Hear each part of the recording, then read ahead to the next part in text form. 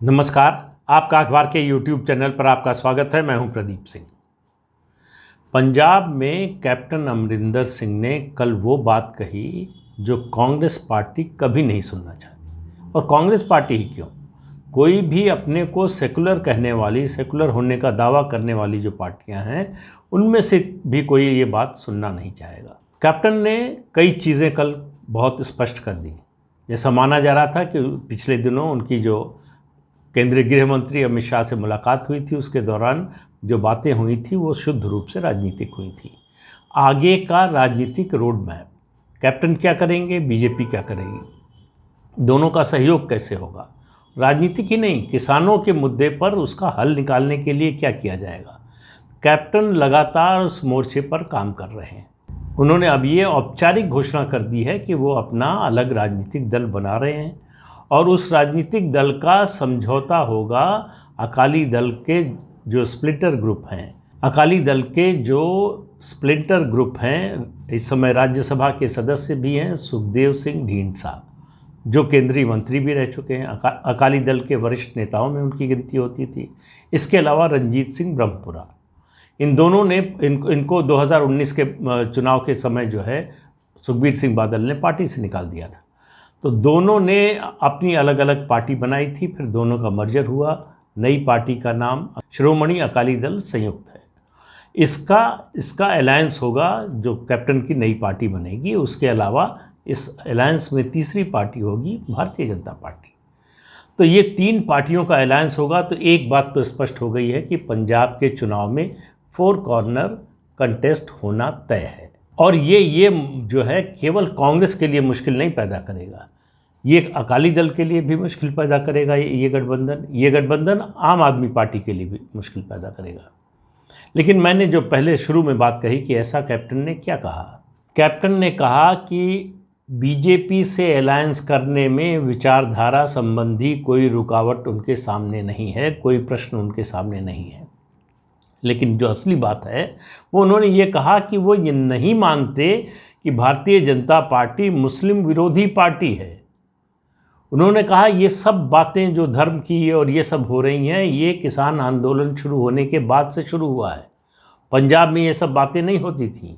एक तरह से उनका इशारा है कि ये कर कौन रहा है, ये कांग्रेस कर रही है, ये आम आदमी पार्टी कर रही है, अकाली दल कर रही है। तो एक बात तो स्पष्ट हो गई कि कैप्टन अमरिंदर सिंह इस चुनाव में 2022 के चुनाव में पूरी ताकत से उतरने जा रहे हैं। तो उसका असर क्या होगा? पहला असर तो ये होगा कि ये तीन पार्टियों का अलायंस जो बनेगा वो बहुत ही फॉर्मिडेबल होगा। ये इसकी ताकत को कम आंकना गलती होगी। दूसरा असर इसका ये होगा कि 4 कॉर्नर कंटेस्ट होने की वजह से विक्ट्री का जो थ्रेशोल्ड होता है, एक पार्टी को अगर तिकोना कंटेस्ट है, ट्रायंगुलर है, तो एक पार्टी अगर 30, 31, 32% वोट लाती है तो सत्ता में आ जाती है। लेकिन 4 कॉर्नर कंटेस्ट वो भी क्लोज हो तो उसमें ये थ्रेशोल्ड और नीचे आ जाता है।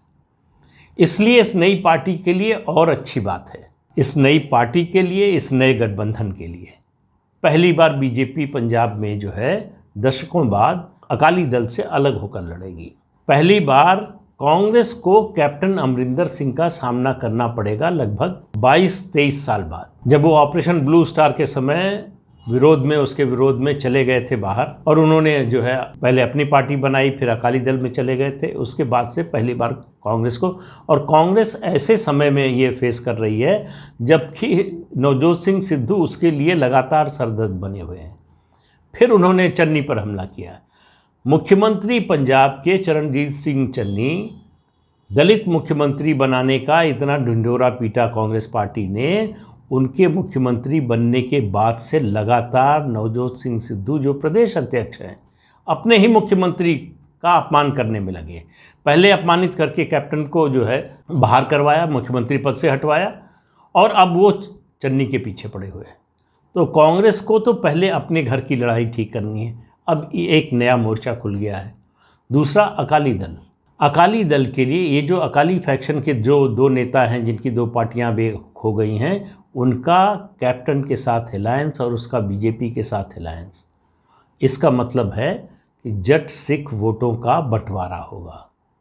बंटवारा पहले भी होता था, अकाली दल को भी मिलता था और कांग्रेस को भी मिलता था। अब ये 3 वे स्प्लिट होगा। तो अकाली दल और कांग्रेस दोनों को जट सिखों की जो वोट है वो कम मिलेगा। कांग्रेस को नुकसान और ज़्यादा इसलिए हो सकता है कि सिद्धू हालांकि खुद जट सिख हैं, लेकिन जिस तरह से कैप्टन का अपमान किया है, जट सिखों में जो सम्मान कैप्टन का है वो सिद्धू का नहीं है, खासतौर से राजनीतिक मामलों की बात करें तो ऐसे में कांग्रेस के लिए ये घाटे ही घाटे का सौदा है। कैप्टन अमरिंदर सिंह ने जो दूसरी बात कही, उन्होंने कहा कि दिल्ली के सिंघू बॉर्डर पर निहंगों ने जो हत्या की है उस मामले में जो लखबीर जिसकी हत्या की गई वो नहीं मानते कि उसने कोई बेअदबी की थी। उन्होंने कहा कि वो जानते हैं, वो पंजाब से हैं, पंजाब की राजनीति, पंजाब के समाज को जानते हैं और वो निहंगों को भी जानते हैं। उनको पता है कि निहंग, उन्होंने कहा, सुक्खा लेते हैं। सुक्खा एक तरह का नशा होता है, मादक पदार्थ होता है, नशीला पदार्थ होता है, उसका सेवन करते हैं निहंग। तो उन्होंने कहा सुक्खा लेते हैं और कोई भी आदमी इतनी भीड़ में, इतने लोगों के बीच में ऐसा करने की हिम्मत नहीं कर सकता। तो ये जो विमर्श खड़ा किया जा रहा था बेअदबी वाला, उसको उन्होंने ध्वस्त कर दिया। दूसरी बात जो मुझे लगता है कि आज के इस संदर्भ में पंजाब के चुनाव से भी ज़्यादा बड़ा मुद्दा है, उससे भी ज़्यादा बड़ी बात है, वो है किसान आंदोलन, जिसको मैं लगातार तथाकथित किसान आंदोलन कहता हूँ। उस किसान आंदोलन का हल, उसे ख़त्म कराने की पहल, उसे ख़त्म कराने की कोशिश पर्दे के पीछे से बातचीत चल रही है और इस मुद्दे का हल निकल सकता है। और कैप्टन ने साफ कर दिया है कि बीजेपी से अलायंस तभी होगा जब इस मुद्दे का हल निकल आएगा। और उनको बीजेपी से अलायंस करना, उनको पता है कि अगर बीजेपी से अलायंस नहीं होगा तो उनका और शिरोमणि अकाली दल संयुक्त है, उसका अलायंस बहुत कमज़ोर हो जाएगा। तो ऐसे में उनको मालूम है कि ये अलायंस तो बनना ही है, उसकी रूपरेखा तय हो चुकी है। अमित शाह के साथ उनकी जो बातचीत हुई थी उसी के अनुसार जो कैलेंडर बना उसके अनुसार वो आगे बढ़ रहे हैं। तो किसानों के मुद्दे का हल निकालने की पहल अगर कोशिश कैप्टन कर रहे हैं तो आप मानकर चलिए कि उसमें कामयाबी मिलने की बहुत ज़्यादा उम्मीद है। तो अब सवाल ये उठता है कि वो हल का रास्ता क्या हो सकता है। इस साल 22 जनवरी को किसान संयुक्त मोर्चा और केंद्र सरकार के बीच जो बातचीत हुई, आखिरी बातचीत थी वो। उससे पहले कई दौर की बातचीत हो चुकी थी, वो आखिरी बातचीत थी जिसमें केंद्र सरकार ने अपना जो है मैक्सिमम प्रस्ताव जो कर सकती है उसका प्रस्ताव रखा।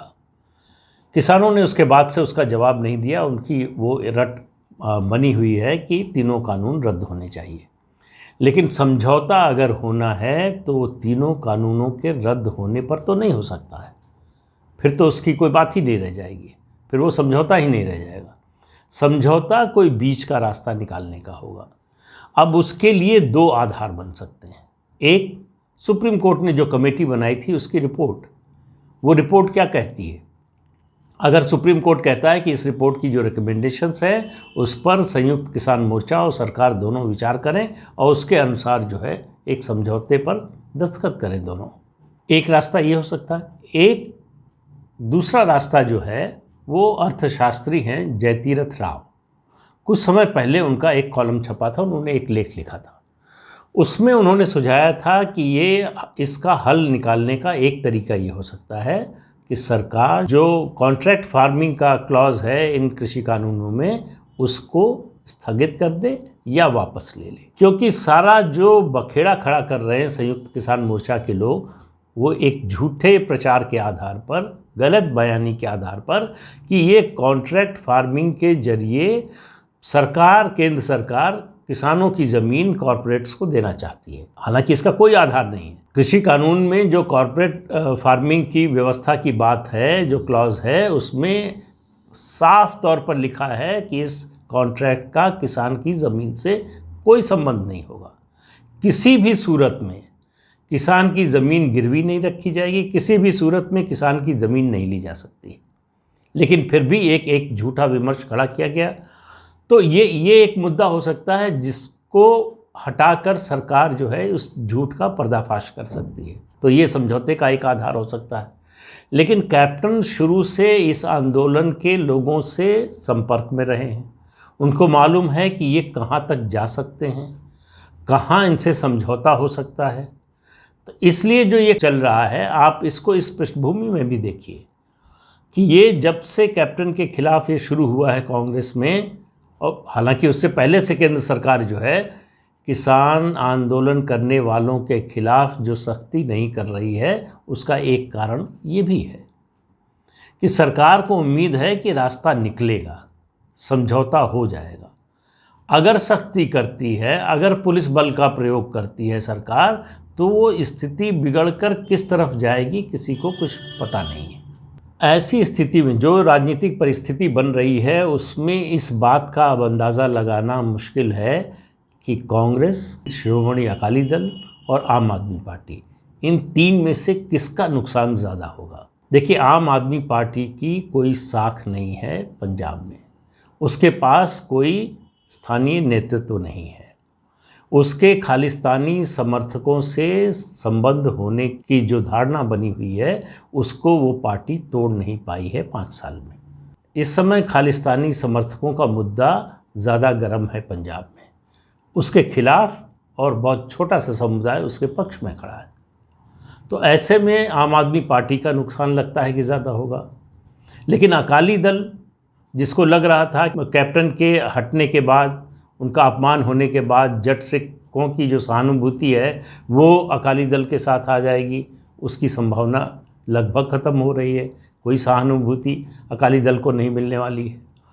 कांग्रेस का घर तो वैसे ही मतलब घर में आग लगी हुई है, और सिद्धू बैठे हैं, जैसे ही आग धीमी होने लगती है वो थोड़ा घी और डाल देते हैं, तो वो आग तो चुनाव तक तो नहीं बुझने वाली है। और कांग्रेस पार्टी का आला कमान यानी गांधी परिवार, उसकी इतनी ताकत नहीं है कि वो इस आग को बुझा सके या वो सिद्धू पर कोई नियंत्रण रख सके। तो आने वाले दिनों में कांग्रेस की स्थिति और ख़राब होने वाली है। तो ये आप मानकर चलिए कि अभी कुछ दिन पहले तक जो माना जा रहा था कि पंजाब का चुनाव त्रिकोणीय होगा, कांग्रेस, शिरोमणि अकाली दल और आम आदमी पार्टी, इन तीन के बीच होगा। बीजेपी फ्रिंज प्लेयर है, कहीं 3-13 में है नहीं। वो स्थिति बिल्कुल बदलने वाली है नवंबर में। नवंबर इसलिए कह रहा हूँ कि नवंबर में कैप्टन अमरिंदर सिंह अपनी नई पार्टी की घोषणा करने वाले हैं, और ये उम्मीद की जा रही है कि उसकी घोषणा से पहले या घोषणा के कुछ दिन के अंदर किसान आंदोलन का कोई ना कोई हल निकल आएगा, समझौता हो जाएगा, दिल्ली का बॉर्डर खाली हो जाएगा, लोगों की आवाजाही सुगम हो जाएगी। सरकार के सामने ये जो यक्ष प्रश्न की तरह खड़ा है कि कैसे निपटें, सख्ती करें नहीं करें, करें तो क्या होगा, नहीं करते हैं तो क्या हो रहा है, ये सारी समस्याएं हल हो जाएंगी। तो उसके बाद जो है बीजेपी ज़्यादा एग्रेसिव तरीके से पंजाब में अपना चुनाव प्रचार कर पाएगी। फिर वहाँ प्रधानमंत्री की जो सिखों के बीच में छवि है, जो पंजाब के लोगों के बीच छवि है, उसका राजनीतिक लाभ उठाने की स्थिति में बीजेपी आ जाएगी। ये जो अभी बैकआउट बीजेपी का चल रहा है, किसान आंदोलन ख़त्म होते ही वो ख़त्म हो जाएगा। दूसरा, किसान आंदोलन जो संयुक्त किसान मोर्चा है, वही खुद संकट में है। निहंगों ने 27 अक्टूबर को महापंचायत बुलाई है। इस हत्या के बाद संयुक्त किसान मोर्चा ने बयान दे दिया कि हमारा निहंगों से कोई मतलब नहीं है। इस बात से निहंग बहुत नाराज़ हैं कि इन्हीं की मदद के लिए आए, इनके आंदोलन के समर्थन के लिए आए, और हमारे साथ ऐसा व्यवहार हो रहा है। उनको लग रहा है कि संयुक्त किसान मोर्चा के इस रवैये के कारण ही निहंगों की गिरफ्तारी हुई है। तो वो झगड़ा भी अब 27 अक्टूबर के बाद खुले में आने वाला है। तो मानकर चलिए आप ये कि पंजाब का चुनाव जो आज से 15 दिन 1 महीने पहले दिखाई दे रहा था, जैसे 6 महीने पहले जो दिखाई दे रहा था वो अब नहीं है, जो 15 दिन पहले दिखाई दे रहा था वो अब बदल गया है, और नवंबर 15 समझ लीजिए कि उसके बाद जो दिखाई देगा वो आज नहीं है। तो स्थिति जिसको कहते हैं बहुत डायनेमिक है, गतिशील है, परिवर्तनशील है। बहुत तेज़ी से पंजाब की राजनीतिक स्थिति बदल रही है। क्या करवट लेगी, कौन सी पार्टी सत्ता में आएगी, अभी कहना मुश्किल है, लेकिन 2-3 बातें स्पष्ट रूप से कही जा सकती हैं कि जो स्थापित पार्टियां हैं, कांग्रेस, शिरोमणि अकाली दल, आप, तीनों संकट में हैं। दूसरी बात, जट सिख वोट बंटना तय है। तीसरी बात, किसी भी इन 4 में से किसी भी पार्टी को जो है, मतलब एक गठबंधन और बल्कि 2 गठबंधन है, अकाली दल का भी गठबंधन बहुजन समाज पार्टी से है, उनके बीच में कड़ा मुकाबला होने वाला है। और जीतने के लिए जो पहले इससे ज़रूरत पड़ती थी जितने प्रतिशत वोटों की, उससे कम पड़ने वाली है। और ये जो चौथा मोर्चा है, ये पुश ओवर नहीं है। ऐसा नहीं है कि केवल ये लड़ने के लिए चुनाव लड़ेंगे। जो कैप्टन अमरिंदर सिंह ने कहा कि हम चुनाव जीतने और सरकार बनाने के लिए चुनाव लड़ेंगे। तो पंजाब की राजनीति में बड़ा बदलाव आने वाला है। समय के साथ जिस तरह से गतिविधियां बढ़ रही हैं, उसको देखते हुए तो इंतज़ार करना चाहिए कि नवंबर में जब कैप्टन अपनी पार्टी की घोषणा करते हैं, उसके बाद परिस्थितियां किस ओर जाती हैं। आज के अंक में इतना ही। अगले अंक में फिर मिलेंगे किसी नए मुद्दे के साथ। तब तक के लिए इजाज़त दीजिए। नमस्कार।